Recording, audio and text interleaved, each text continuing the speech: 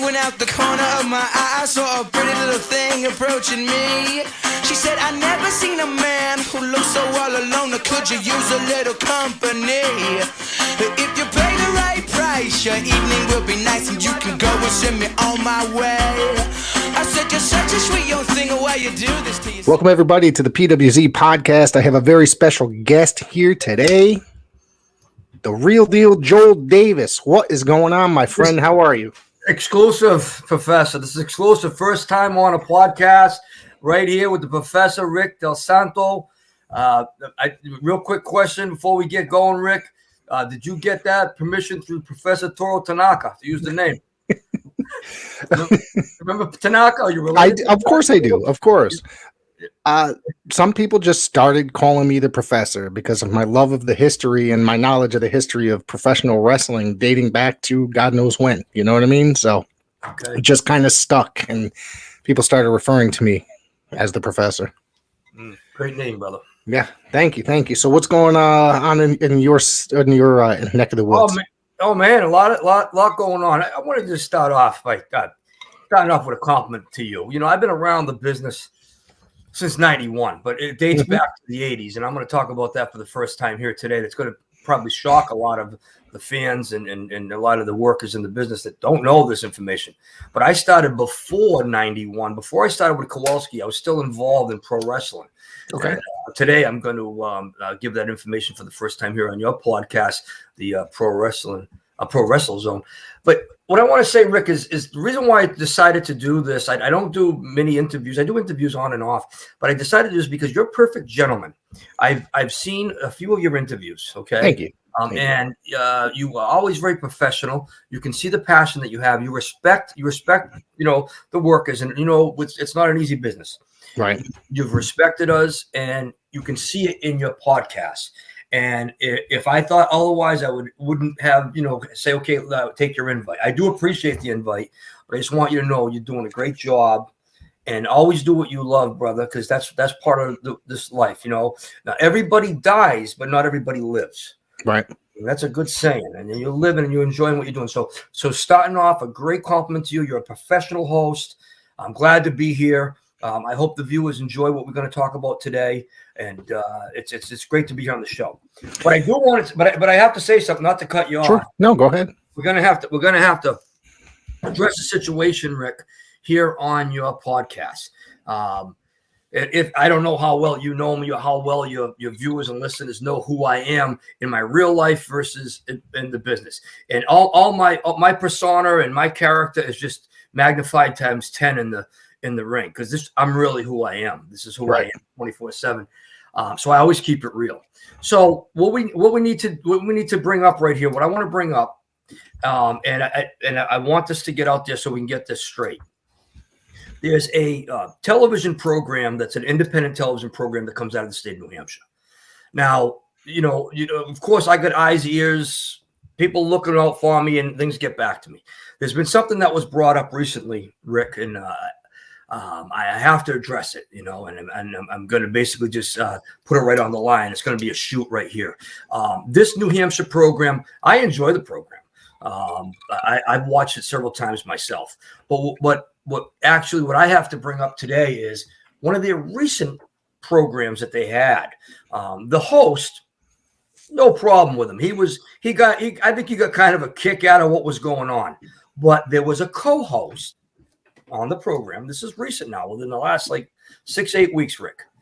The co-host is just a mark. He hasn't done anything in the business. Quite honestly, I hate to say it, but dude, you couldn't carry my bag to the freaking locker room on your best day, And the reason why I say that is because talking shit. I don't go for that, Rick. You know what I'm saying? I mean, it's just a wrestling related show. It's a wrestling related show. That's the reason why I'm bringing it up. It's a independent. We're not going to give out we're not going to put them right on blast. They're out in New Hampshire. They know who they are. There was a host, a co-host, and a manager that was on a recent show that they had. My name comes up. So the manager mentions to the host that one of his workers that he managed that night ended up getting tuned up a little bit. What happened is, let's get this straight. Dude, bro, you've been telling this story for like a year. You said the same story on the same show about maybe 1 year ago. And then 6 weeks ago, you said the same story again. Get your facts straight. It was said I threw a baby carriage at this guy. I hit him with a chair. All this that was said, I punched him in the mouth. You're saying all this. And you know what? It's all true. Because he sucker punched me, Rick, before the match went on. It's known that this manager who can't get his story straight, it's known the worker that he manages, Rick, honestly, brother, he's got a problem with alcohol. He sauces it up before he gets in the ring, okay? I'm at a Killer Kowalski's. I never drank a sip of beer. I always wrestled straight. No kind of drinking. That was me, old school. This particular wrestler, which I got no problem with him. He knows who he is. We're not going to put his name out there. Hey, I love you, brother, but dude, I had to kick your ass. What can I say? And I'd kick your ass again. You know what I mean? I mean, you gotta understand something. I'm not only a pro wrestler. I've trained mixed martial arts, kickboxing, boxing. I don't back down from nobody. I never have, never will, even today. So that particular wrestler that this manager managed doesn't understand. This guy that you managed was sauced up. He was drunk. He took a sucker punch at me. It was in his hometown. That was it. Boom, boom, boom. I stretched him out. That is the story. But what I want to conclude with and get this out right out in the open here is I'm not so upset, Rick, with you kind of, I don't want to say pissed off or angry because I don't like to use all those words, but a little bit disappointed in the manager that's talking the same story and he doesn't get it straight. He hasn't got it straight for a year. He adds shit to it every time he tells a story. Dude, the guy was drunk. He sucker punched me, so I kicked his ass. Ask him if it's been in the room. I'm snug. I hit hard. Okay? Old school. Yeah. Yeah, man, old school. I want people to get their money. I hit hard, and I've been hit hard. My head's been busted open. My ribs have been broken. I mean, I hurt every day, man. I hit hard, and I take it. You know what I mean? I don't cry about it. So what happened to him is he got basically knocked out. It was a technical knockout. He was out. Okay. What bothers me, and this is what I want to say on your podcast today, what really bothers me and what I want to get out in the open right now is that weasel, that little Mark that was in there, that was standing, he had his arm, holding his arm like this, talking. Dude, shut your mouth. He comes out with this and he says, oh, I know who Joel Davis is. I know who real deal Joel Davis is. And he was at a big memorial show, which I was. I know exactly what he's talking about, Rick. He's talking about, he said it was all about me. Dude, I traveled an hour and a half to go up to the show. Rick, you know what I'm talking about. I did payday. I went out there. I did the angle that I was part of. I was putting an angle. I did my angle. I took time and talked with the fans and did my thing. And I shined. If I outshined his boys or somebody that he likes, get over it. Okay? Because all I'm saying is this Mark here talking crap and saying that it was all about Joel Davis and that I haven't changed just because he wanted to be in, Rick. You know what I mean? He wanted to be in, in with the manager.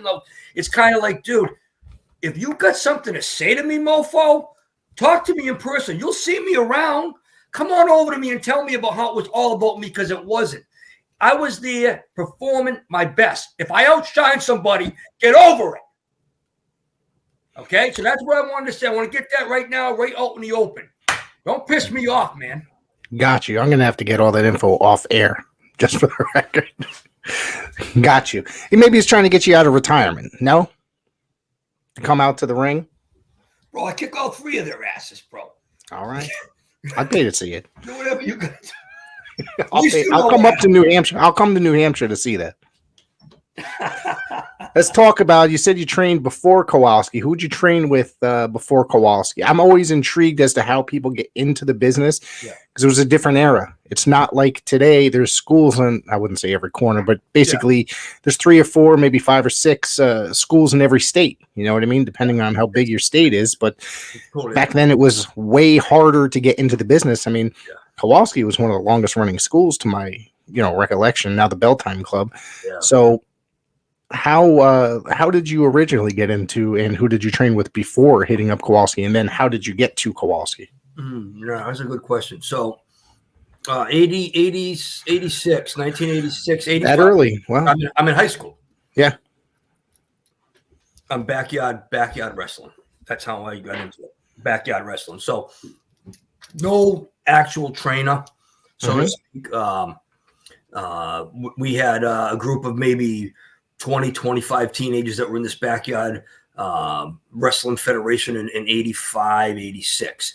I ended up being the heavyweight champion. Gentleman Joel was the name. Wore the white sweatpants with the gentleman down the side. I've had chains around my neck. We wrestled right through the winter. I went bare chest, didn't mind. Beat these guys with the chain. I'm out really to heel in the backyard wrestling. So self-trained in 85, 86. It ended up being pretty decent. We sold tickets for $2 a piece, and we had a few crowds, and people liked it. Freaking teachers were buying tickets and shit. And I was a hated heel even back then. I came up to Bad to the Bone by George Thorogood. That's probably at that time in the 80s and early 90s, one of the most overused ring entrance songs, right? Gino Hernandez is the one with that. Gino, I think, didn't Lawler use it at one point as well? He may have. I'm not sure. I know Gino. I know Gino ended up eventually. I think, didn't he switch to We Will Rock You by Queen at one point as well? Mm-hmm. Do you remember that? I think so. No, I mean not. All right. Yeah, I know we teamed with Adams and maybe that was around that period. Sorry. No, you had to throw it in, and you got it's your thoughts, man. That's how you are, brother. You're true. I was watching the other night. I was watching because I've been going back on Peacock and watching a lot of world class. You being a New England guy, ESPN, it was on every day at 4 p.m. On ESPN at Legends of World Class. So I used to rush home. I know I've told this story every podcast probably. I used to rush home after school just so I could watch that. Forget the homework. I would do the homework after. Yeah, I've heard Gino Hernandez. I've heard this about 5 times, man. I'm sure. You don't need to tell me. Come on, man. So appreciate it, bro. I talk about that. You coming out of Russia tonight? Or you got to Russia tonight? Where are you coming from?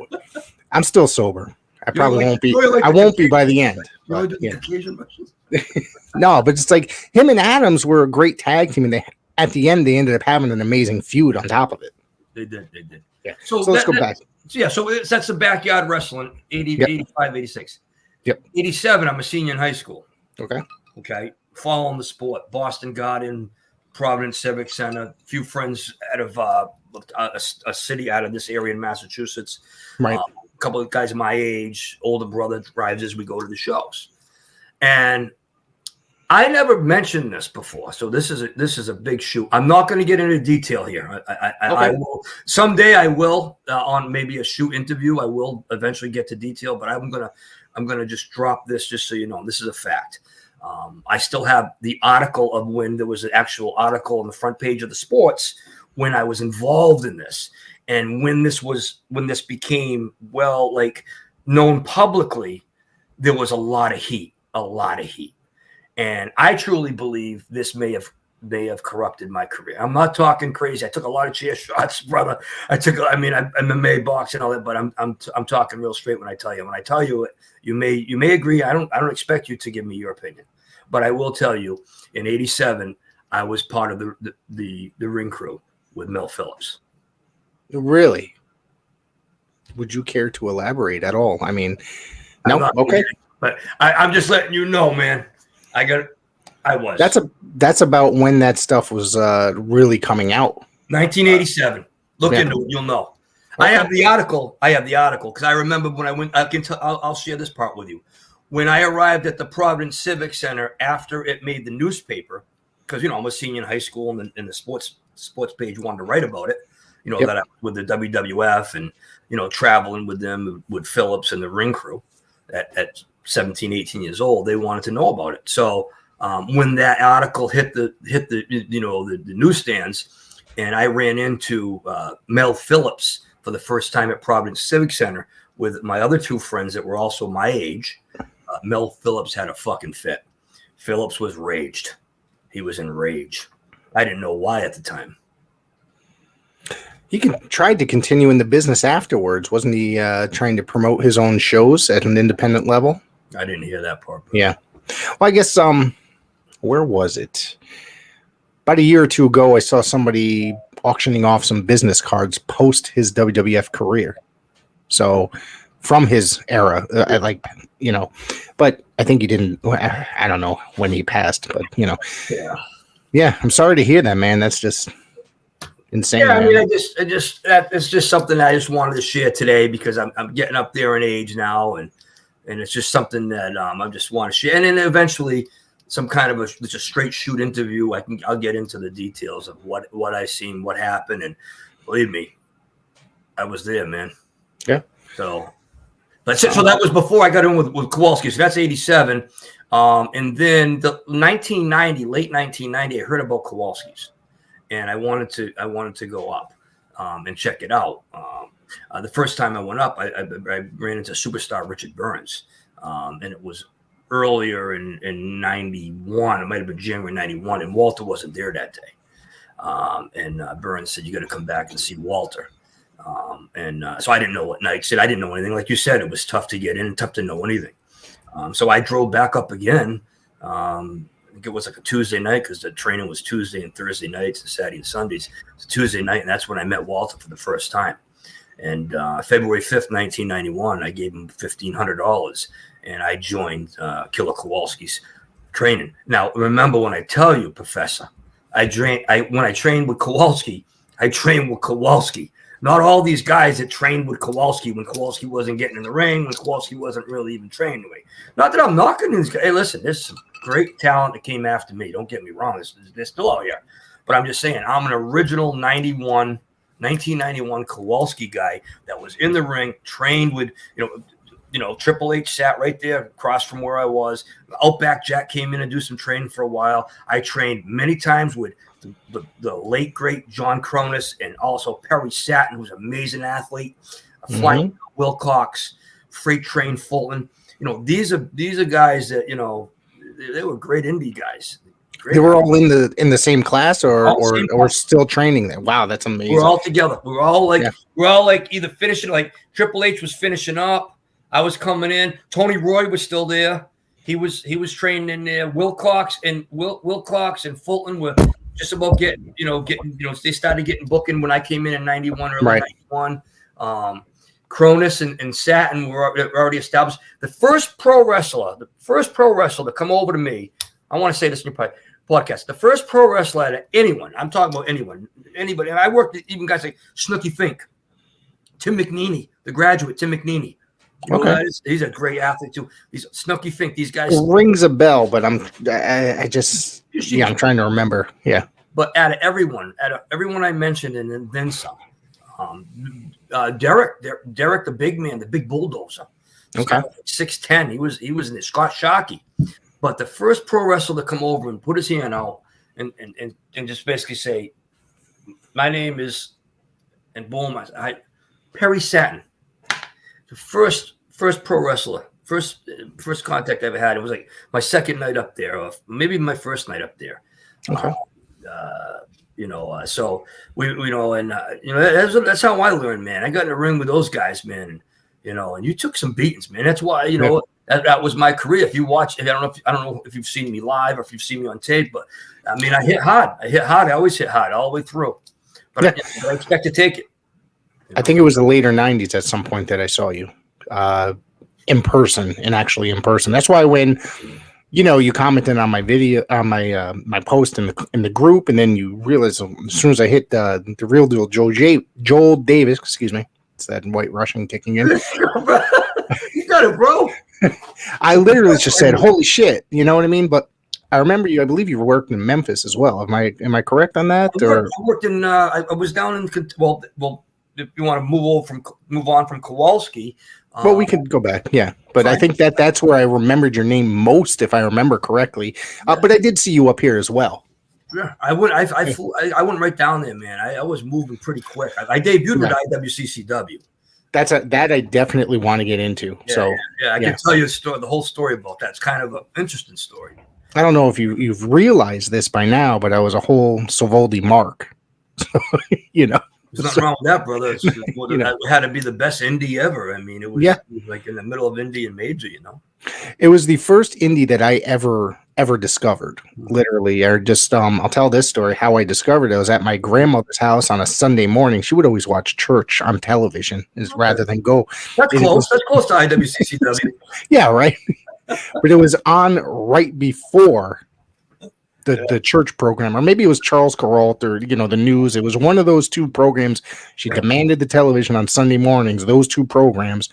So I was allowed to watch anything else I wanted within with the exception of those 2 hours. You know what I mean? Church, and then Charles Kuralt, who did the Sunday morning news stories or whatever. So I just remember seeing the Duke in the Duke, yeah. Who was it, Geez, it might have still been ICW at the time, which I believe it was. But I just remember, because at this time, the only thing I really knew about was WWF, the NWA, the AWA, and World Class.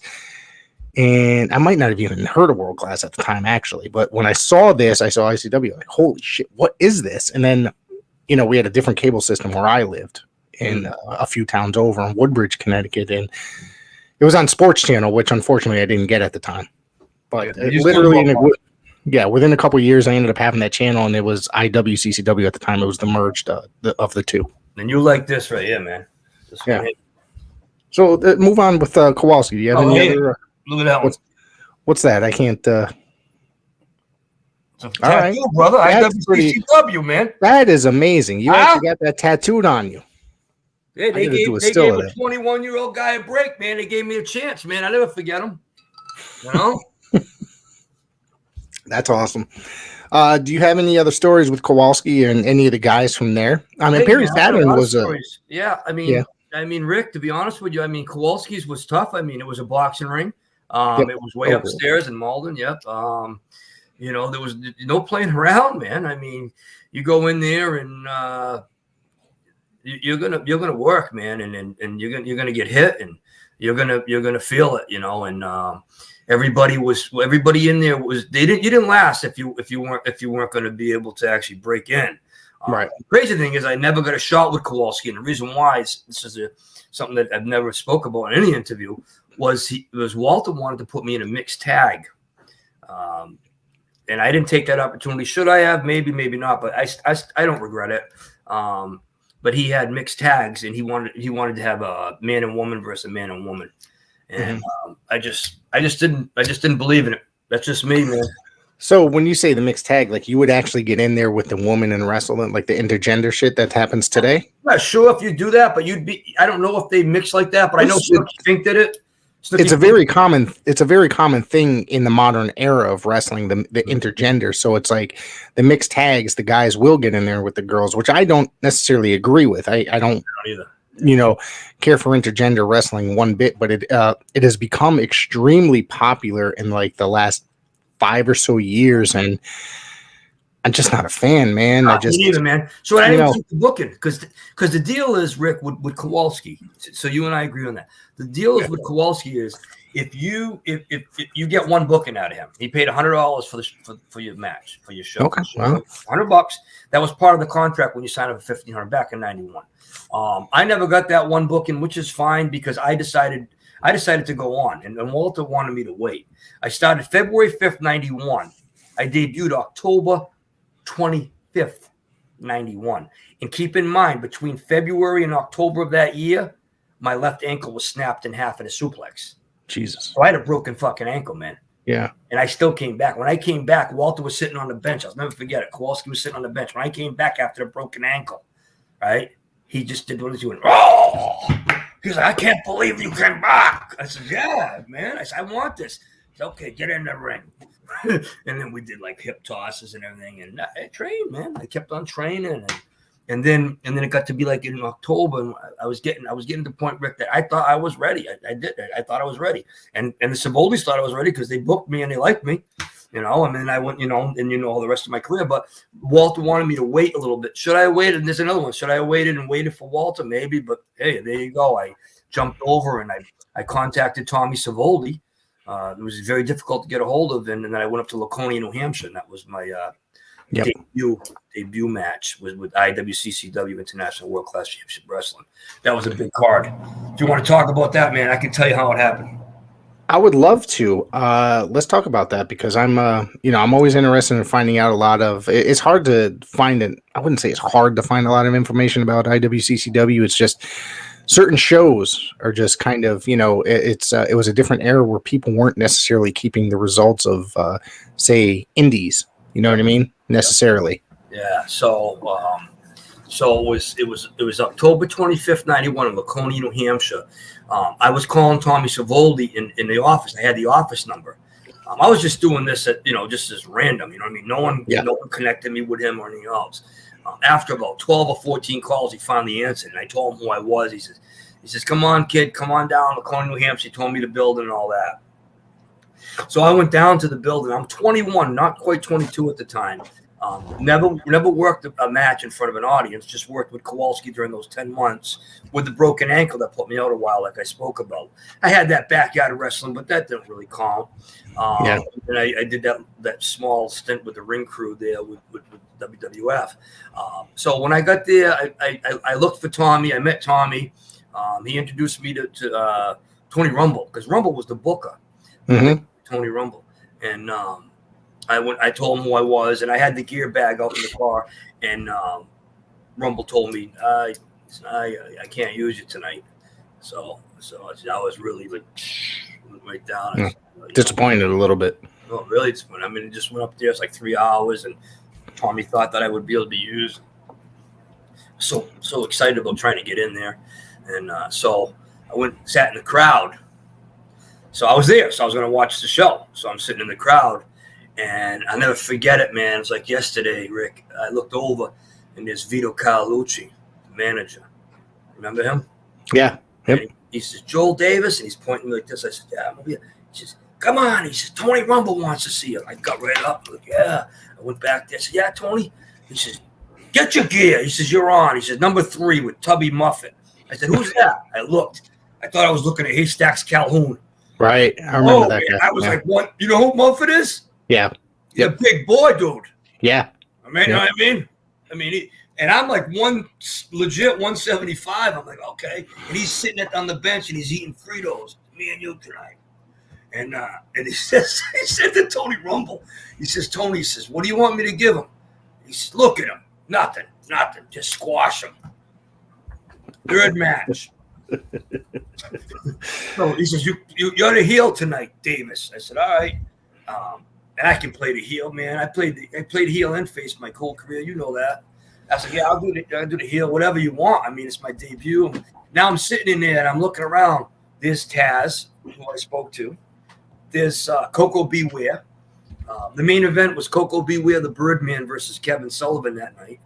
IWCCW. Okay. Tony Rumble, late great Boston Badway Tony Rumble, managed Taskmaster Kevin Sullivan, and he worked with Coco Beware in the main event. Surfer Ray Odyssey was there. It's another guy I'm trying to get in touch with, Surfer Ray. Yeah, man. He was on the card. Jumping Joe Savoldi, great athlete. He was on the card. He was a great wrestler, Joe Savoldi. And one of the interviews I've done pretty recently is just that he never went further. Well, he was tied in with the fan with the Savoldis. He was loyal to him. In any of the bigger companies, even though he worked for Bill Watts did the tours of Puerto Rico because of the Savoldis. He was face all day. He was loyal to his family, so he didn't go any further. So just think of just who I just mentioned. I mean, Haitian Sensation, Tyree Pride. Remember him? Yeah. He worked Crockett's too, I believe. Yeah, he did. So this is, Big City Mike, who passed away. Tommy Dreamer. These are the guys I'm in the locker room with. And Coco Beware says, "I got to trim Frankie's nails." So Joe Savoldi and I had to hold up a towel, right, Rick? So the bird couldn't see. And we're chopping it. And I'm like, it was like, oh, this is awesome. And you know who was on the card? Tiger Jackson, the little midget. Yeah. Running around the locker room. You gotta remember, I'm still all new to all this. And all I remember is Tiger Jackson saying Tiger Jackson asked everybody. He asked me. I mean, I'm greener than green. He even asked me. He's like, "Where do I get fucky, sucky, sucky?" I'm like, "What?" But it was great to be with those guys. And I'm gonna tell you this. And Professor, you've been around, Rick. Yeah. A lot of guys say their first match was a battle royal, or It wasn't really. It was a backyard. I'm so proud to say I debuted at IWCCW. That was in October of '91. By November '91, I was down south with the Dundees. Before we move on to the Dundees and what you just spoke about with the IWCCW, do you have any other memories in IWCCW and with Tony Rumble in particular? Oh, man, Tony Rumble, that's going to be a big deal. You got to remember, I worked with CWA and NWA New England. CWA. ICW. I currently live in Wallingford, Connecticut. I'm sure if you worked CWA or IWCCW, you worked in this town. I worked in the Toyota dealership a couple times. That's what I was just about to say, that he would book in the Toyota dealership right 10 minutes from my house. Yeah, I remember doing those. Oh, yeah. Man, tough. Yep. Short paydays and long rides, man. Shitty locker rooms. But good crowd, man. Connecticut's a great wrestling city. Connecticut is a great wrestling state, I should say. It really is. It was quiet for a little while, after... when WCW was bought up by the McMahons and the independents were flourishing, it was really hard. It was dead for a while, man. But over the years, especially say the last 4 to 5 years, Connecticut's hot, man. New England in general, but Connecticut is really hot right now. We have a shitload of really great talent here today in the modern era. Yeah. I mean, it's. Hey, I love pro wrestling, man. I don't watch it anymore. I just don't. I mean, nothing at all. No, just I catch the indies and stuff. You know what I mean on YouTube. Yeah. I watch old IWCCW, or sometimes I might catch some of the new indies. You know what I mean? I check out sometimes what Paul Romer and Murray Mancini are doing. I go to every single one of those shows, so I'm always there. So that's what I like is the indies. Yeah. A lot of older indies, but sometimes I'll check out some of the newer stuff. Mm-hmm. That has something to do with my announcement tonight when we get to that. Okay. But Rumble, you want to know about like ICW memories with Rumble? Is that what you Sure. Yeah. I mean, I'm always intrigued because, he has such a great history with the Savoldis and then forming CWA, then forming NWA New England, Yeah. So he was always, he was even ICW, he was always just a straight shooter, very professional, no nonsense, didn't take any shit from anybody. The end of that night, I was handed directions to the next IWCCW show. I made a decision to go down south. Again, you're independent pro wrestler. You got to remember, I'm a young guy. Were all these decisions the right decisions?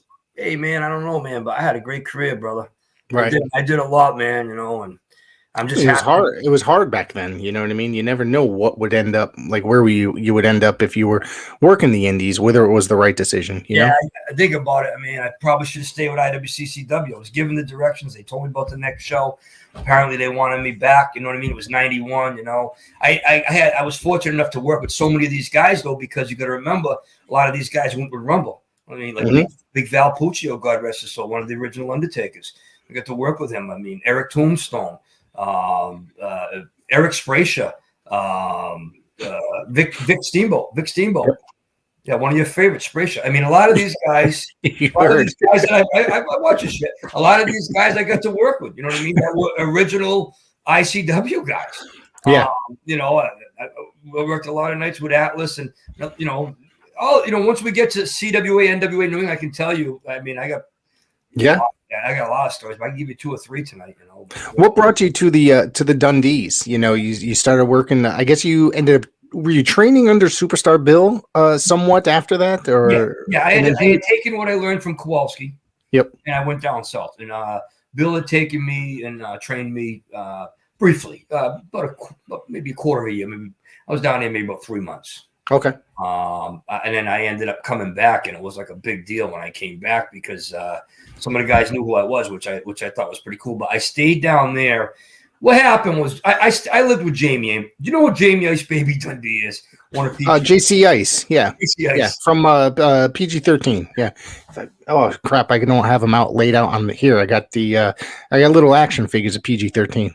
They were just released last year. Were they? Okay. Yeah. I love how you're such a great fan. I wouldn't call you a mark. I call you a fan, but you also. Well, thank you.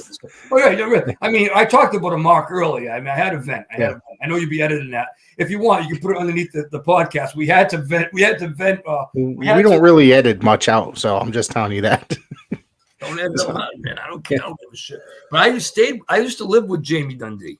Mm-hmm. You've seen Jamie's shoots. You know Jamie Dundee. You know his history. Yeah. Great wrestler, second generation. Yep. Okay. You know me a little bit, right? Yeah. Now, can you picture me and this guy living together in our 20s? Well, anybody in their 20s, really. I mean, come on. We're all. I just remember myself as a 20-something-year-old. I was kind of a maniac at the time, you know? Yeah, but we were real, so, bro. You guys were in the wrestling business, so back then it was a little wild. Man, he'd wake up in the morning with a water bong under his bed with Jack and I'm like, what the? I'm like, bro, what the? You know? I mean, I tried a little of the ganja. I'm not gonna lie. I mean, I was young. I smoked. We all did, yeah. But I mean, but then I got like kind of like paranoid with it because like late at night, Jamie Dundee be like, "Hey man," he's like, you know, I remember one night it was like him and his brother-in-law, which I believe was Woofy D. I believe Woofy D was partying with us. Mm-hmm. In PG-13. Another question I wonder: if I had stayed, would I have got that chance? So you work for Dundee's promotion, right? He was running something on the side of USWA, but you didn't make it to USWA. Am I correct?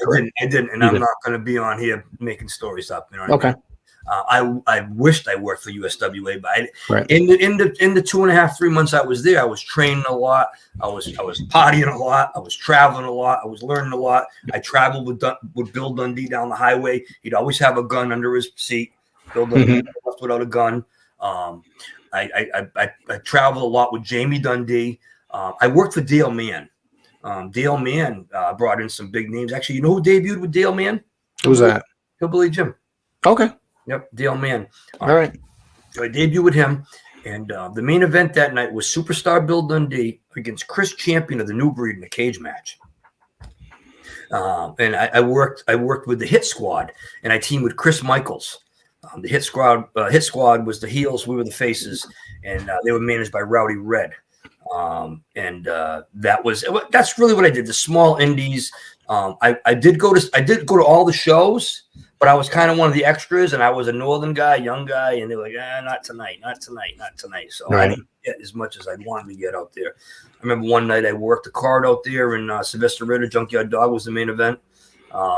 But being in the South, Rick, it was hardcore, man. I went to the locker room one night, and I forgot who it was. It might have been. I'm thinking. You remember Randy Rose? I think it was. Of course, the original Midnight Express and such. Yeah, I believe he was down there at that time because I remember seeing his robe like gold, I believe at one point, because I remember he wore regular ring jackets at one point, but he might have had a gold one at one point. I'm trying to remember exactly.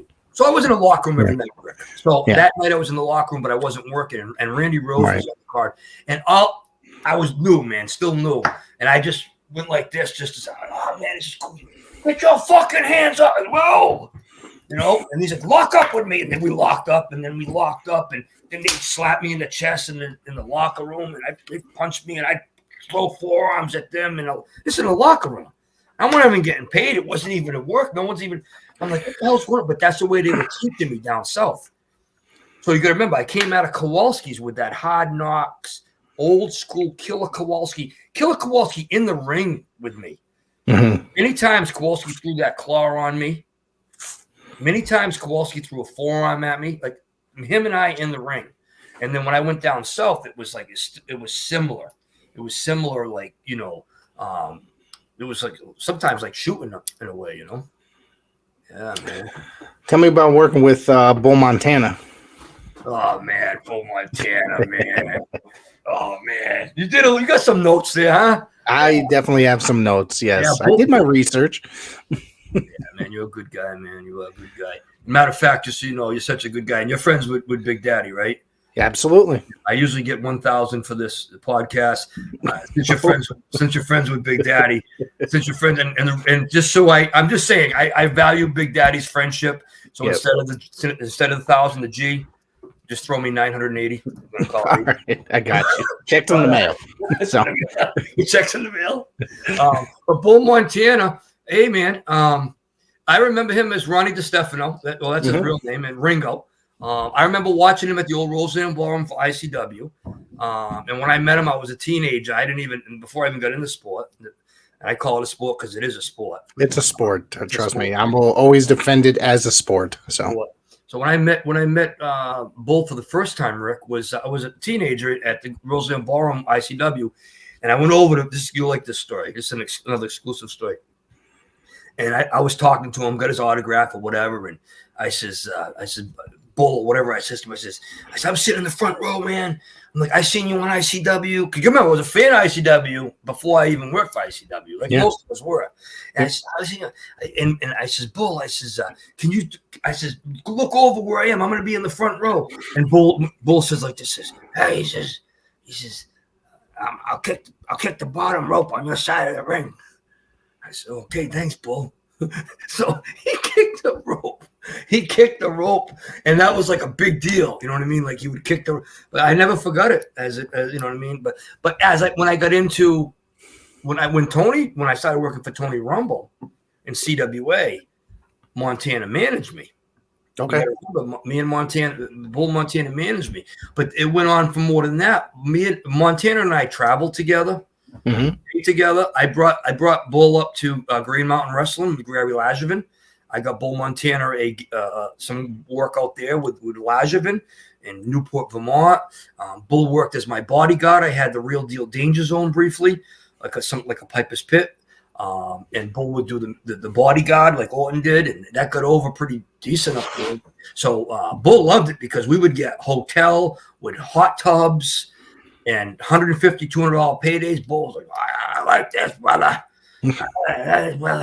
I remember driving with Bull up to Vermont one time in a snowstorm, and we had the road atlases back then. We didn't have any GPS. Yeah, no GPS back then. Yeah, everything highlighted, Rick. Yep, we were going, and that was a long ride from Massachusetts to Newport, Vermont. So I had an old Dodge Shadow ES. I remember driving up, just me and him that show. And we're going up, and Bull's got the GPS. I'm like, Bull, brother. I'm like, what exit? It was snowing. I mean, it had to be 12, 14 inches of snow. The car sliding. I'm like, Bull. I'm like, what exit is it? And he's looking at the map. He's looking at the atlas. It's like, Bull. And it was we're getting close to showtime. And the roads were getting worse. I said, Bull, will you fucking tell me what exit is it? He goes, I can't read. So I had to pull over and look at the This is funny shit, but road stories can be hilarious because we all us boys have a bunch of them. I'm sure. I know I do. Yeah. I mean, that's one. I mean, small little, But Bull managed me. He was very vocal. He was a great manager. He was very professional. He always kayfabed. He was always dressed nice. He wasn't afraid to get in the ring. He used the hood a few times. He did the bodyguard gimmick for me up in Vermont. He managed me the same time he managed Abdullah the Butcher. With Rumble. He managed me when I was CWA light heavyweight champion, and he managed me when I was NWA New England light heavyweight champion, because I held both titles, by the way, brother. I want to talk about that. Tell me about moving to NWA New England, which I think it was CWA initially, right? And then turned into NWA New England at some point. Yeah, when I came back up. Yeah. Yep.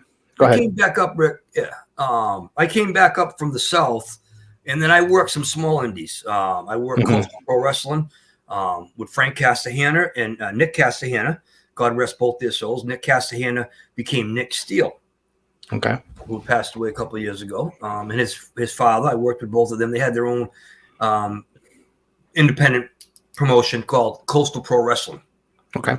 That was the first strap I got. I won it in '93 over Sports Illustrated Robbie Ellis.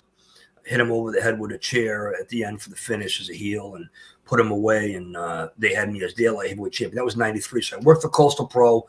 I worked for New England Pro Wrestling, which was Rick Martellio, Big City Mike. That's when I met guys like, God rest his soul, great referee Rick, Whiskey Jack Savage, rest in peace. What a great guy. Big City Mike, like I mentioned, Rick Martellio, Big John Callahan, who became Sergeant Muldoon, Ray Roy, the Mountie, Another great athlete. I remember him too. Yeah. You do remember him. These are the guys that 93, 92, 93. Let me ask you, sorry, but to cut you off, but around this time period at all, because I know there's probably only a couple of years left before they close, but did you end up working for Tommy Jeanette's Northeast Championship Wrestling at all? I didn't, but you know who I worked with in 1992? John McAdam. Okay. UCW, and I worked with Scott Taylor, Scotty Too Hottie. I remember, yeah, well, I just saw him at an indie show in September, actually. He was like a surprise entrant, a surprise tag partner for somebody. I don't remember, but I remember Scotty Taylor, remember him as Scotty Taylor, and then eventually the Scotty Too Hottie stuff, you know. Very talented guy, by the way, very talented. Very talented. 92, you were probably still in diapers, but I was in high school. Come on now. No, but you're young. I still had 2. How old were you? I'm gonna be 48 this year. Okay, you're out of diapers in 92. I mean, I don't know, brother. I gave you a compliment, man. I love the history of this whole thing, and that's the purpose of this podcast, especially that era of indies in New England, that late 80s, early 90s. Has to be one of my favorites, you know. Well, I think, and this is just me. This is what I think. My humble opinion is, I believe you enjoy the podcast partly because you learn a lot. For your own knowledge, it seems like you really want to learn. Part of it is to preserve the history of, I don't want to say professional wrestling in New England, but you know, because I do talk a lot about the New England and Northeastern scene. There's also a special part of it that I talk to a lot of guys from like the Mid-Atlantic, South Atlantic area. You know what I mean? Yeah. Which I absolutely love, and even Memphis. Last night I had Bobby Blackburn on, which I thought was a phenomenal interview. He had so many great stories, but yeah, all your interviews have been great. I check them out all the time. Thank you. You're welcome. So Rick, Scott Taylor was teaming with Steve Ramsey at the time. They were called the Thunderbolts.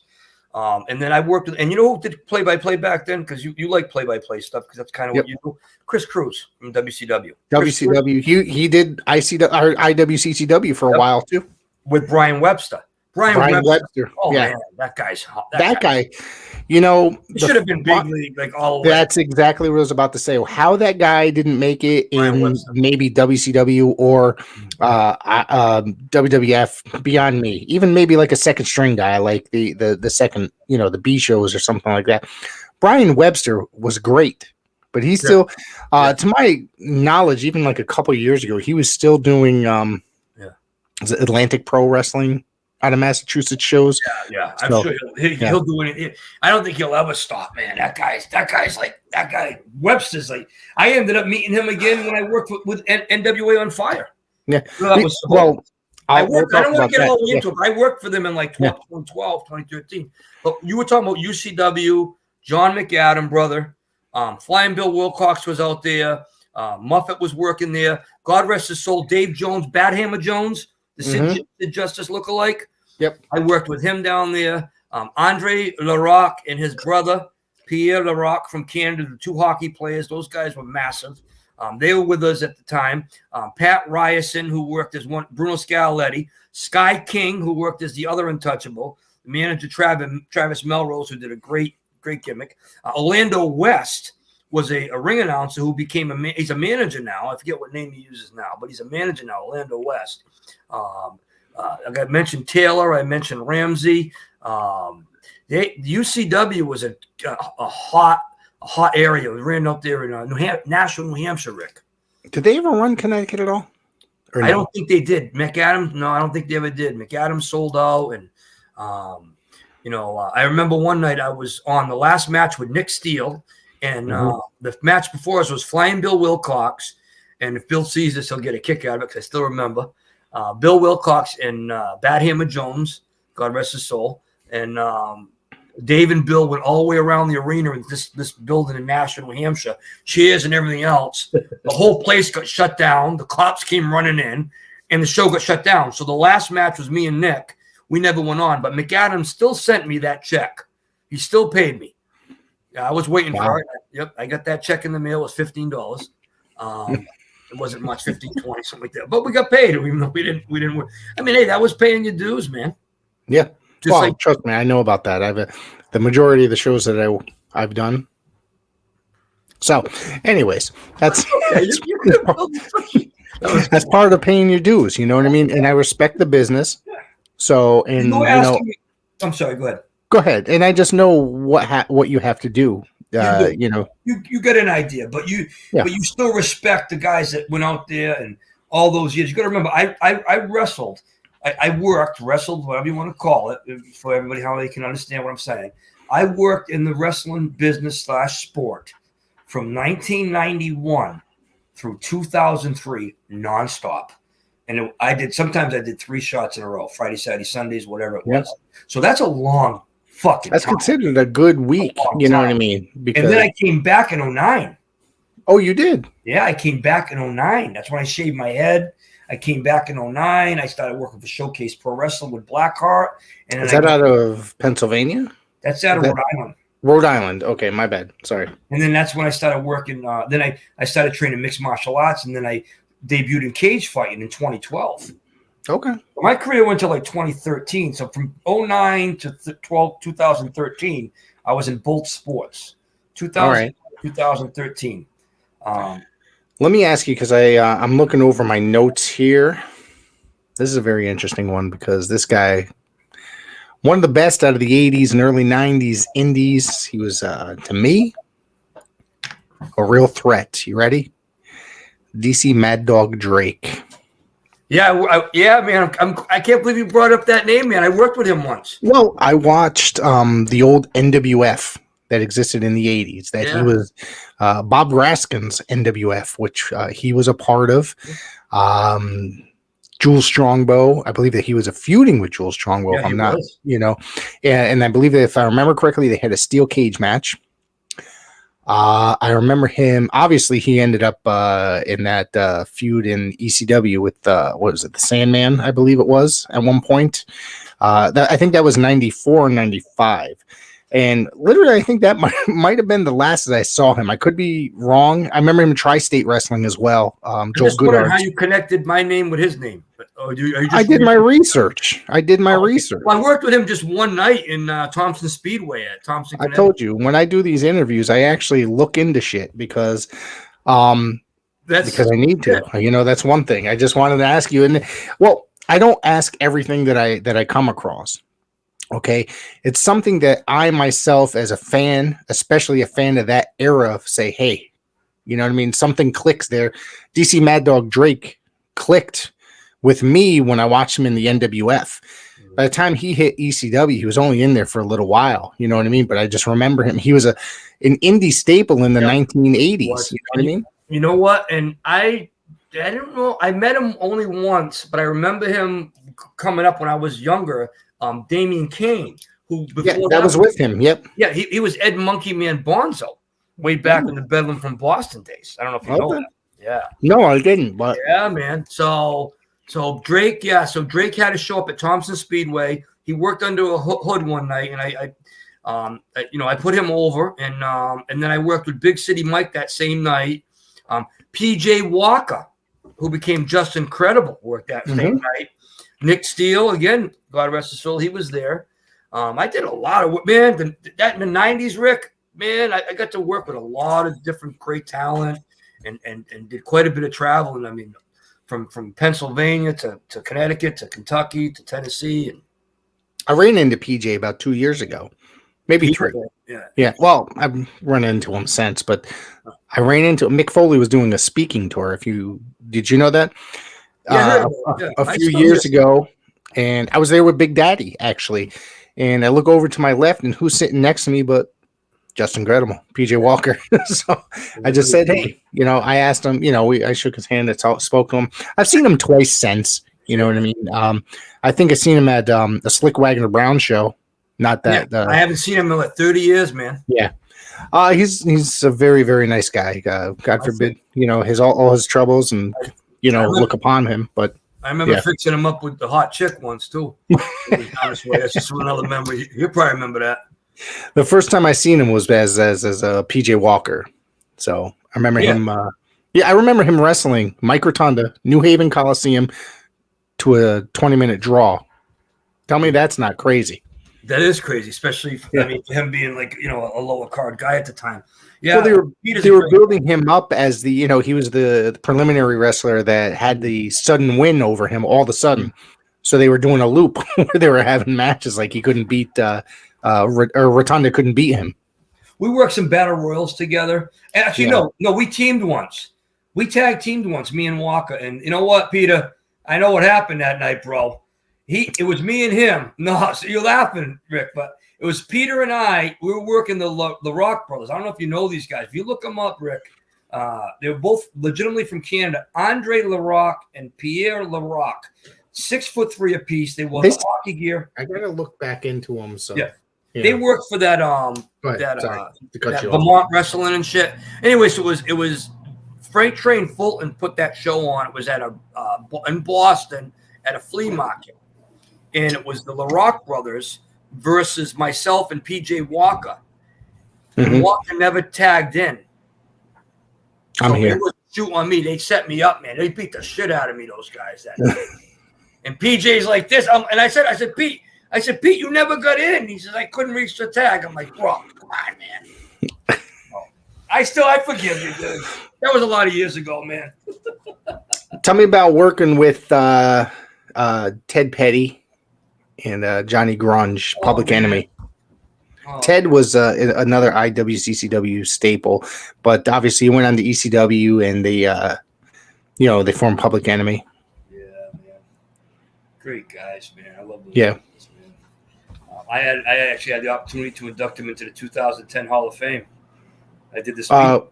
Which Hall of Fame? New England Pro Wrestling Hall of Fame. Okay. Yeah, I did the New England Pro Wrestling Hall of Fame. I did their induction in 2010 with Joe Bruin for the Public Enemy. That was a pleasure. So I met them like I say maybe mid '90s. Mm-hmm. We had some crazy nights, man. I remember being up there. You'll like this because one of the guys that was up there was Roadblock. Oh, Rochester Roadblock. Yep. That guy's a monster. So it was me, Ted, Johnny, in Roadblock, Rumble, just a bunch of ICW guys, a lot of ICW guys, a lot of CWA guys, because it's earlier 90s. And we're up at the Golden Dome in New York. And a fight broke out in the bar, a shoot fight. And no, this is good. You'll like this one. And Roadblock sitting up at the bar. And I guess this guy hit this woman at the bar, and Roadblock saw it happen. And he just got up and he just cleared out like three guys at once. Boom, boom, boom. Those three guys went down. The whole place, everybody's throwing punches. So we're all in it now. Johnny and Ted, man, they got right in it, man. Those guys went boom. We were all fighting. Now we're outside. Like we're all outside now. It spills outside now. The cops are on the way and everything else. One guy's down on the ground. Roadblock's already out of there because he did his damage. Johnny Grunge and Ted Petty was still there. And I was standing there, and next to me was Trooper Gilmore. You know who that is? He runs, what the hell was it? The Paulie Gilmore. New Extreme Wrestling or something like that now. Yeah, he's still running shows, I think, out of Rhode Island and stuff. Now, remember, this is a legit New World Extreme. Sorry about that. The name came to me. Sorry about that. No, you got it. It's cool. Now we're all outside of the venue, Rick. Okay.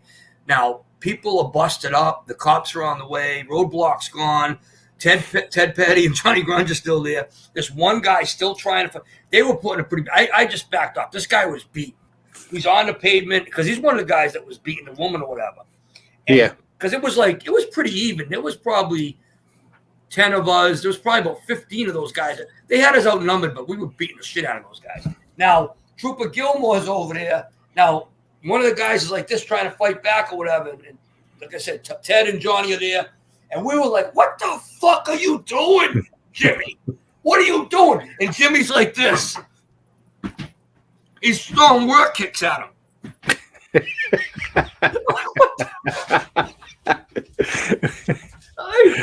Jimmy, man, it's a fucking fight, brother. This is a real fight. Yeah, I worked with him one night. We did television for Tony. It was, and I think it was just becoming NWA New England.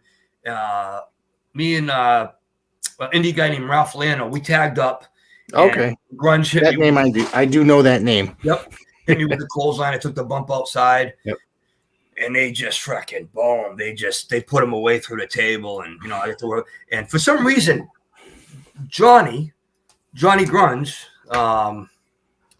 Mike Durham, God rest his soul, his real name's Mike. Every fucking night that we worked, every night, they gave us, you got a bar of soap? I'm like, oh, fuck, you got no soap? Always ask me for fucking soap. And day and night, Johnny partied his ass off. I remember one night we couldn't find him. It was like 3, 4 in the morning. He was gone. Like, I don't know. He left with a chick. I think they're doing nose candy. I'm banging on the door. I'm looking. I'm like, hey, where's Ted? Where's Mike? Where's Mike? And Ted's like, I don't know. Ted went to bed at like 11 right after the show. Ted was like, cool. I encountered him once at the New Britain Sports Palace for an indie show. I've worked there many times, New Britain. Yeah. Yeah, man. He was a super nice dude. Was it WrestlePalooza or IPW? I worked with JC Biggs there. Okay. Remember JC Biggs? It sounds familiar, yeah. Yeah. And I worked for Tony Rumble there. Oh, I didn't know he ran there. Wow. Tony Rumble ran there. That's when I was working the angle with Millennium, Steve King. I was champion. Okay. I remember the first show I ever went there, Brick Bronski was the headliner. Do you remember Brick? No, that might have been. Is it after 03? 03? Oh no, it was 96, 97. Okay, maybe they were running also, but JC Biggs was out there. Bronski was just coming from Stampede Wrestling actually at the time. I think before they were like really kind of made it, it was Devin Storm and Ace Darling were there. I've worked with those guys. Yeah, I'm trying to remember who else was there. It was so long ago. Nice venue, nice venue. Yeah, it was a very 911 was there. That was when he was at his peak. Man, I'm going back a while. I'd have to really do some research to find it. Yeah, man, but you know your stuff. I wanted to mention one person real quick. Big Val Puccio, God rest his soul. That big guy. Remember, he was one of the Undertakers, right? Yep. Double Trouble. Yep. Yeah, man. Him and his brother. They own a limousine company in New York, man. I got to be friends with him. I worked a match with him. We did a handicap, and he was just like he was a gentle giant, man. I remember him working with Dan the B7 in one of the cards that I was involved in with Tony Rumble. And Big Val Puccio, rest in peace, man. What a nice brother he was, man. And just a real good fucking guy, man. You went way too soon, man. Can I ask you about a few names before we, end it, I guess you could say? Well, come on, man. I got to beat Metal Maniac. Dude, he did 4 hours, bro. Bro, come on, man. We're going to keep it. That was at 2:00 in the goddamn morning, all right? I know.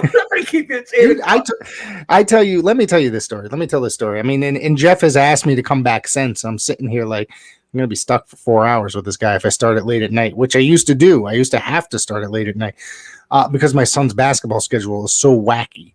But I was supposed to do it in the middle of the day because he lives in Hawaii and I live out here in Connecticut. We're going to do it. And I was like, damn, my son actually, which I didn't expect because his team sucked. They lost the game or they won the game, which I expected them to lose. So they had to play another game. I'm like, shit. All right. So I called him up on the phone. He's like, yeah, no problem. We'll do it tonight. He's like, good thing I didn't put my paint on. This dude did the whole fucking interview in his gear, painted up in his tights and everything. I'm like, you're fucking crazy, dude.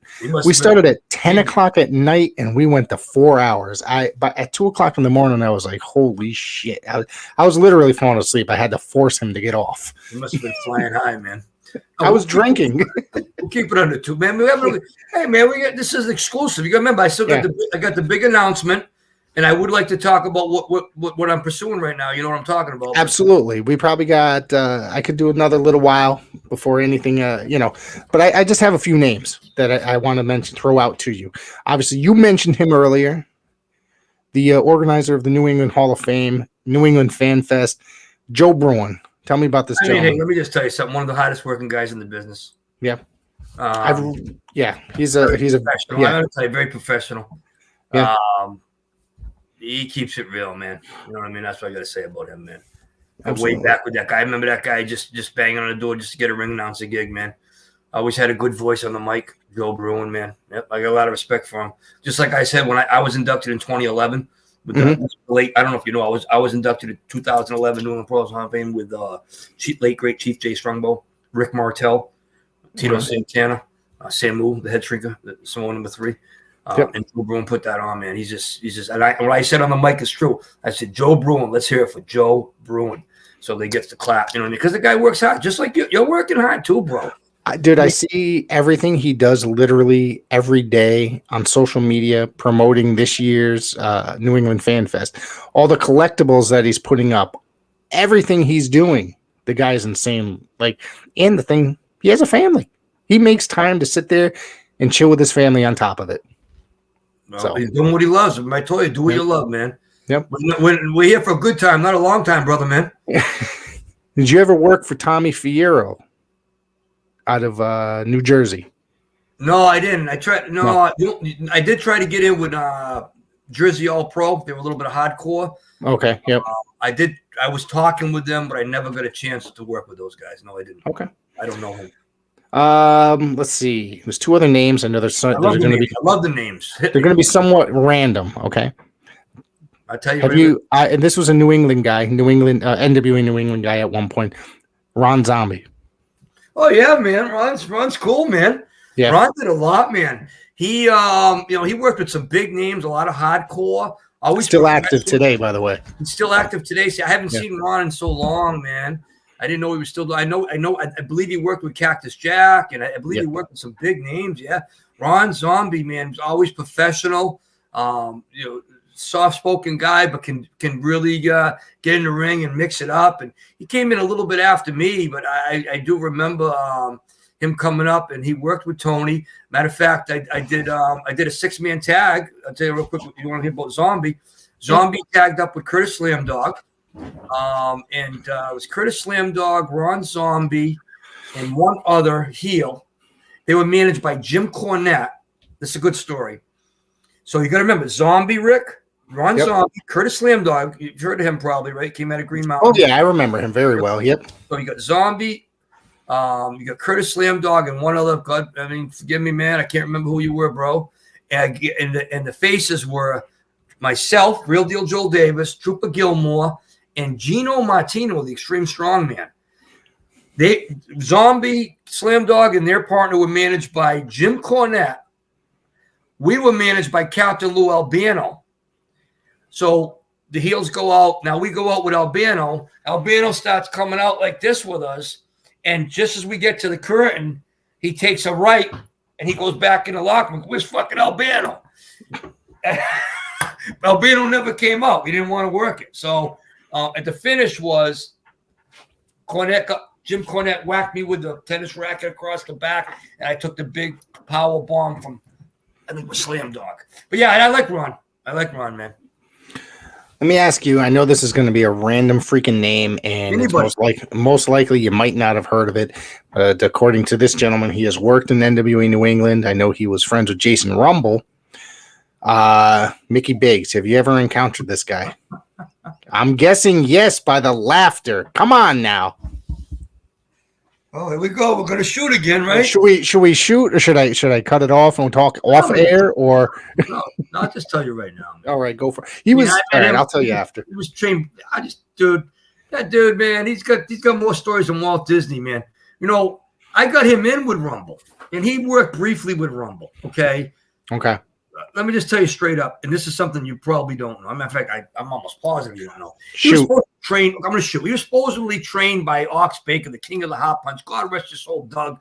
This guy, I loved Ox Baker, man. He was too legit to quit. I loved Ox. I got an opportunity to work with him, do some guest referees with him. Ox was great. So Ox Baker, I mean, come on. Who doesn't know the king of the hot punch? Because he's the original. Right. Yep. So when I met Mickey Biggs, and I'll never forget it, and he can deny it, but it's true. I met him at Old Saybrook, Connecticut, your state, and Ox Baker was working the card for Rick Martellio, and I was already pretty well rolling. I was probably third, fourth year in, Rick. I was like 93, 94 already in. I back from the South, etc. I forgot who I was working with that night, but I was working that card. And Baker came in. And I introduced myself to Baker, told him that I had a magazine, an annual with him on the front cover with Andre the Giant. I told him about that because I used to be a pro wrestling magazine collector. I actually a little something for you. I sold my magazine collection to pay for my training at Kowalski's. Well, if you still had them today, I would have bought every single one of them because I'm telling you, I'm a collector of magazines. I heard you are, but I'm just telling you. Of old magazines and programs. I'm always on the hunt for those, man. I get stuff all the time. When I get the next deal, I'll let you know. But my private collection I'd already sold, but I get stuff all the time. I'll let you know, man. We'll stay in contact. So back to that. So Baker says to me, because he knew Baker. I think I introduced myself to Baker, but he might have known me from one of the show. And he says to me, he says, "These are my guys." And I says, and it was Mickey Biggs. He went by Powerhouse Mike. Yep. And there was another guy. I forgot the guy's name. And Mike, I think that's his real name, Mickey Biggs there. And he's standing there. He says, "My name, you know," and I said, "You training with Bick?" He says, "Yeah." He says, "But all I've done right now for training so far," he says, "is I cleaned out Ox's garage." I said, "What?" He says, "Yeah." He says, "Ox said that was part of the training. I moved like Pete Moss and cow manure and clean up his garage from." I'm like, "Dude, man, that's how work." I'm thinking to myself, I'm like, "Dude, you paying him?" I'm thinking to myself, I don't know the fucking guy. So I had these, I don't know if you remember, I had these laminated ace cards that had my picture on them. I laminated them. It was 4 of them. I throw them to the marks when I come out. Yep. Right? I don't know if you remember that. And I'd autograph them once in a while. So I had some there, and your boy, whoever the hell he is to you, Big says, he says, "Can I have one of those? Can I have one of those? Can you sign one of those?" And so I signed for. So maybe a year or two went by. He kind of like got in a little bit, and he asked me, he says, "Can you introduce me to Jason?" I introduced him to Jason. Bro, he's got a lot of stories, man. I got no problem with the guy. I just think the guy's got a lot of fucking stories, dude. You know what I'm saying, man? I think half of what he says is a fucking lie. The other half don't believe. I mean, he's got a career, man.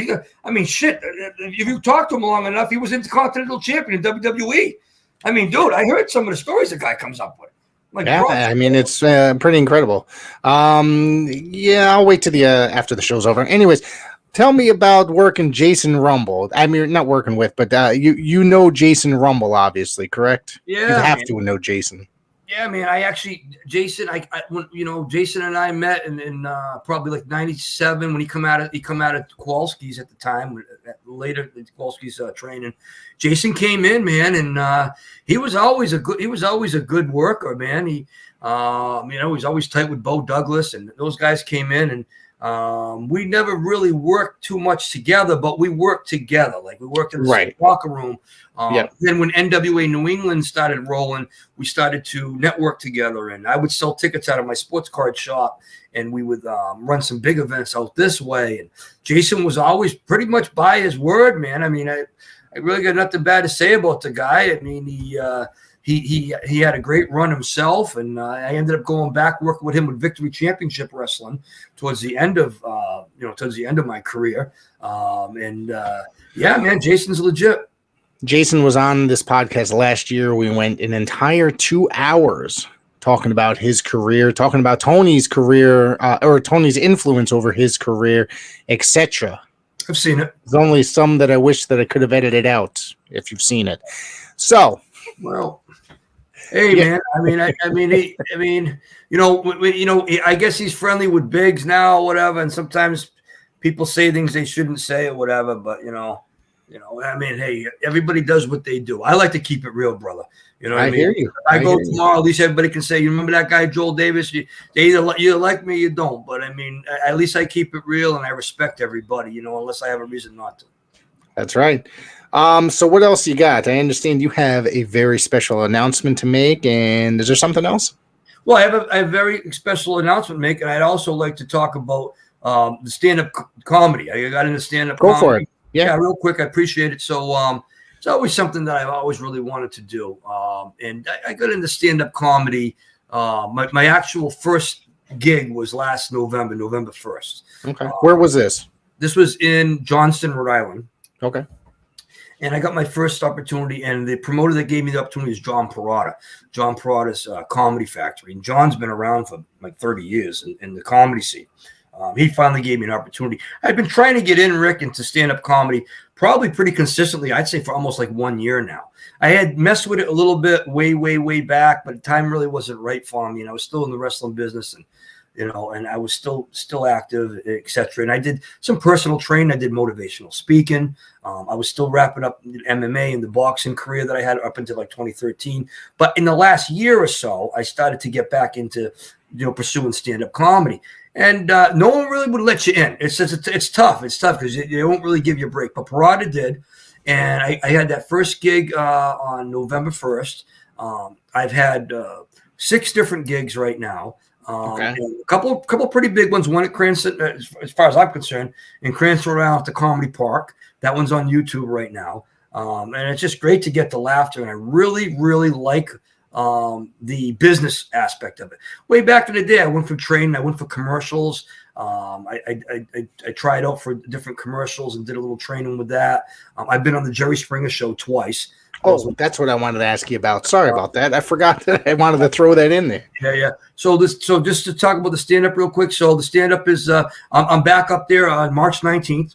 March 19th is a Sunday back in Johnson, Rhode Island at the Copperfields. I can't wait to get back. The crowd is great. I have all new material. I always bring new material to the table. It's all real life stories, and I tell it with my passion, and I give it my all. Some people maybe not know how to take it, but that's just the way I roll. That's my persona. Some people really like it, and they're really loving the one-legged woo woo. I do the woo woo, and the people, you know what I mean? They're doing it, man. They're doing it, man. So hey, like I say, reinvent yourself, brother. Hey, listen, I'm up there a little bit right now. You know what I mean? I just turned 33 years old, and I was gonna say you can't. In legit, you cannot be that much older than me. Let's seriously now. Yeah, hey, that's for another day. But I mean, I haven't had a bad hair day in years. You know what I mean? I shaved. There you go. But the thing is, I love the comedy, Rick. Thank you for letting me mention that because of course, I'm Parada's Comedy Factory out of Rhode Island. You can check them out. I love the stand-up comedy. I've worked with some real professionals, like Stephen DiNuccio and Rock and Joe Hebert. And I can't wait to get back on the stage, man. I mean, I am looking into some other venues too, in other states, like as of New York City. But there's one out here in Bridgeport, Connecticut, which is probably about a half an hour from me. I'm sure you're familiar with Bridgeport to some extent, at least. I did this. Ever hear Rich Tanassi or Rich Tassi or Rich T? Rich T. He used to do a cable show, Rick, out in Bridgeport. Rich T, the wrestling guy, yes, with the glasses, the nerdy kind of guy.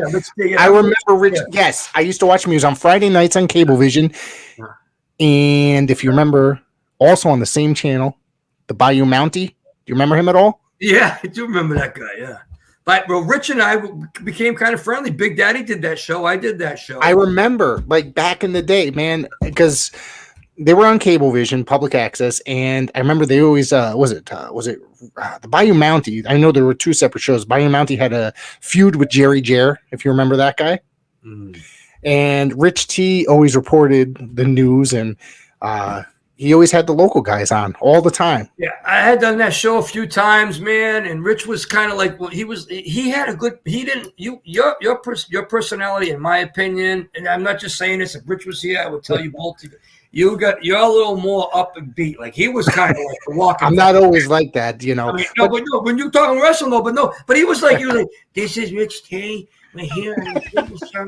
I was wondering whatever happened to that guy. I don't know, man. I mean, I don't know what he's doing. Maybe he's, I don't know, still living in his mama's basement. Maybe he might be still living at home, man. I mean, come on, the guy's only 63. He's a nice guy, though. He was a super nice guy, and he still owes me money. If you see him, let him know. He owes me really. Money, man. Yeah, he told me he was going to pay me for the shows. I did 3 shows, 100 a shot. That's back when I wasn't known. I get 1,000 now. I already told you that. I love Rick Daddy, Rick, the Big Daddy. Yeah. I love that guy, man. No, he's a wonderful dude. Very good friend of the show. Always putting us over, and he's been a guest on this show. I think he's been a guest on here more than anybody else. Exactly. Literally. I've seen him on your show, like when I go on YouTube. He's been on probably about 14 times. I'd say more about 6 or 7.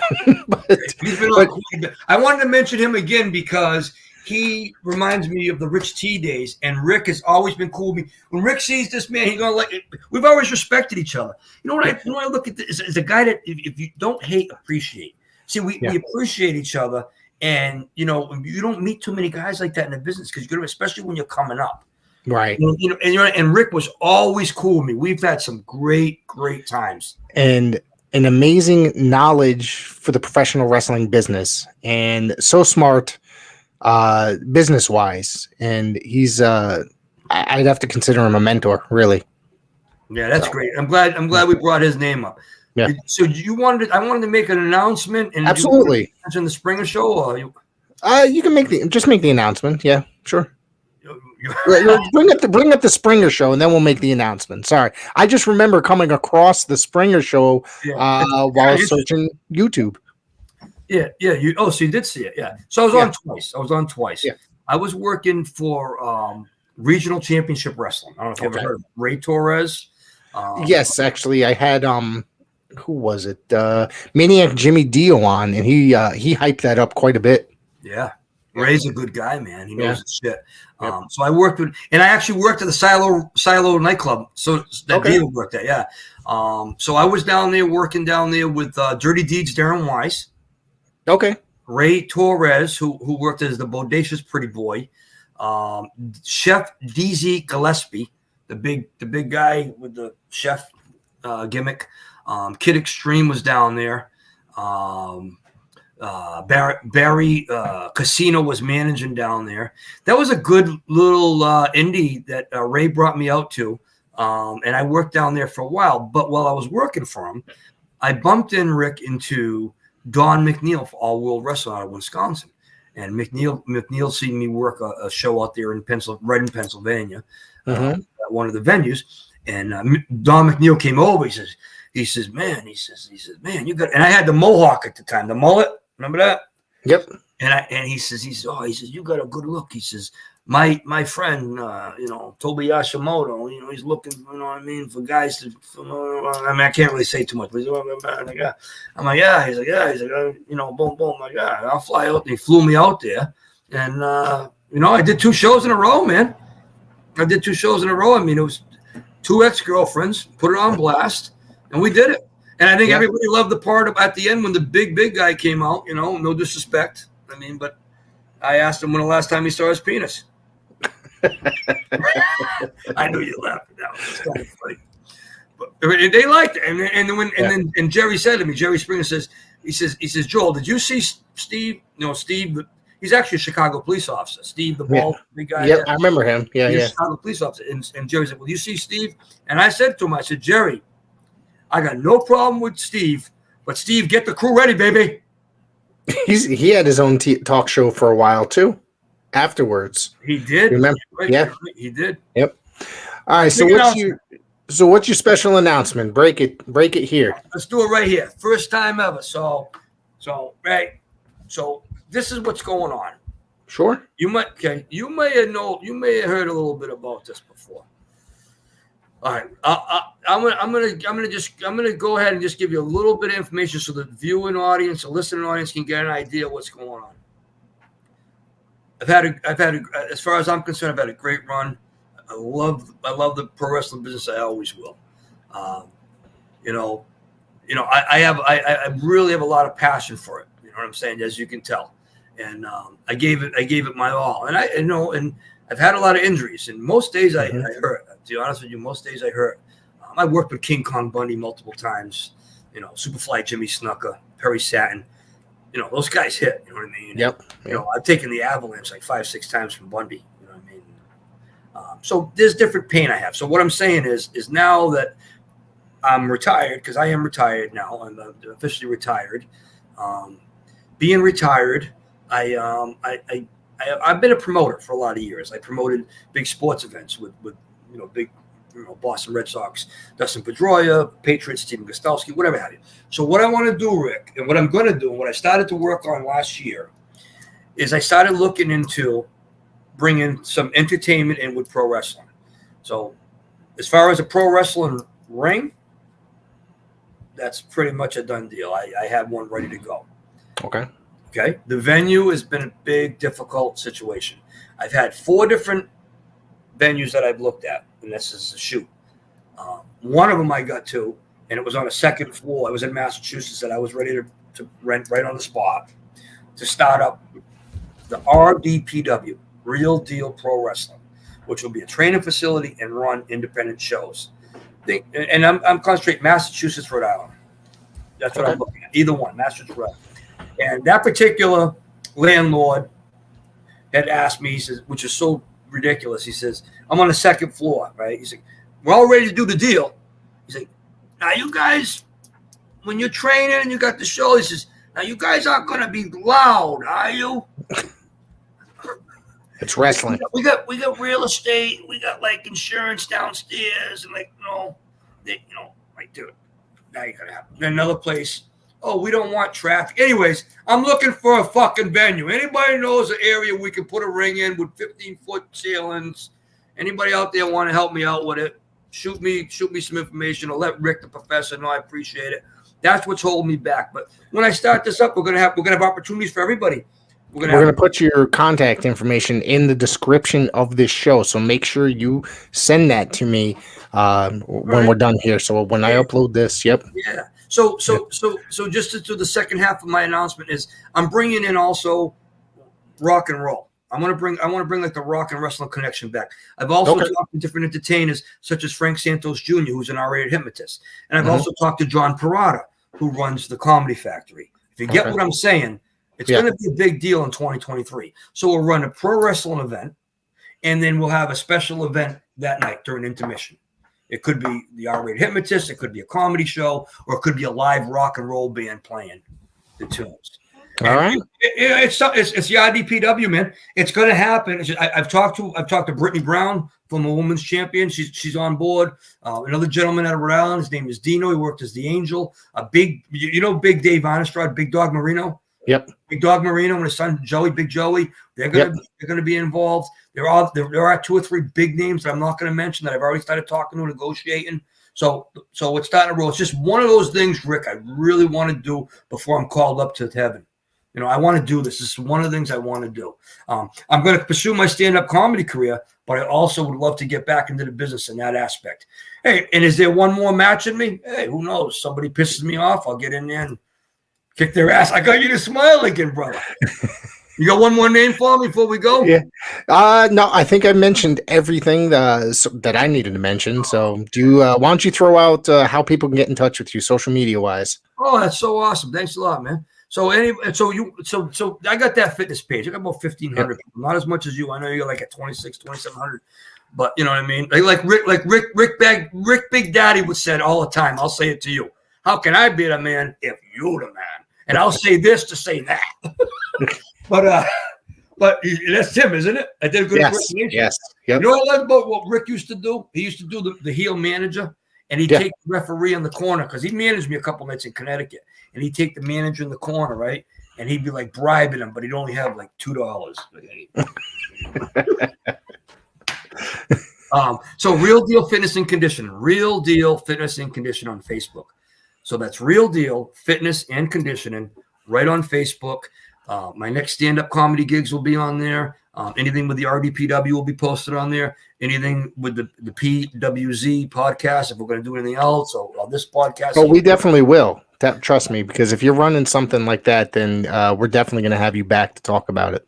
Yeah, man. We're going to bring in some names. We're going to be running. It's going to be a training facility and also a small indie fed. RDPW. And the Real Deal Fitness and Conditioning page is the best. And then I have my email, any Hall of Famer 2011 at cs.com. Any Hall of Famer 2011 at cs.com. So the fitness page is the best way to get a hold of me. If you have any information, I'm going to leave that with Rick. If anybody has any venues that they know about, that not only Massachusetts or Rhode Island, though. I'm not interested in getting into any other state. So Massachusetts, Rhode Island, and we can get it. We can get it because I like to get in there, and sometimes that's tough to do because a lot of venues don't really want to have, because let's be honest, it's liability, man. Yeah, right? People are going to be beating each other up, and like I told you, that one place, you're going to be quiet. I mean, come on, we're going to be quiet. We're pro wrestlers, man. It's wrestling. It's not going to be pro wrestling, man. It's not a study group. All right, Joel, I want to thank you for coming in. Of course, I want to tell everybody there while you're listening to like, subscribe, and share. Send Joel a message. Send us a message, what you like. Make sure you comment and share the shit out of this episode. I told you, and go back and check our previous week's episodes. Some great interviews. I just confirmed a couple more. I think that some of the people are going to flip out over these. I definitely did when I confirmed them. So I want to say, everybody, thank you for tuning in. Thank you, Joel, for coming on. And I want to say exactly. I want to thank you too. And I'm going to plaster this all over the fitness page. It also has a sister page, which is called Friends of Real Deal Fitness and Conditioning. So between the two pages, Rick, here's a shoot. No bullshit. I have close to 2,000 people that are following it like this. That's another 2,000. We'll push it. And I want to say this before we go. I said it in one of my comedy gigs. This is the truth for you. I do have a neighbor that's, he's a little handicapped neighbor. I love the guy or whatever. And I've always took time with handicapped kids and everybody else and, mentally ill and the wheelchair sign autographs. I've always loved those kind of people in pro wrestling. I mean that from the soul, gut and heart. But this kid here, he's a funny guy. Every time I give him a gift, I give him some kind of gift, like a fire truck, anything like that, a Toy Story or something like that. He'll say, "Joel, you're a good guy. Joel, you're a good guy." So what I'm going to say before we say goodnight tonight on the PWZ podcast with the professor, stole the name from fucking Toro Tanaka, Rick Del Santo. Rick, you're a good guy. But you know what he said to me after that? Fucking asshole. Thank you, Joel.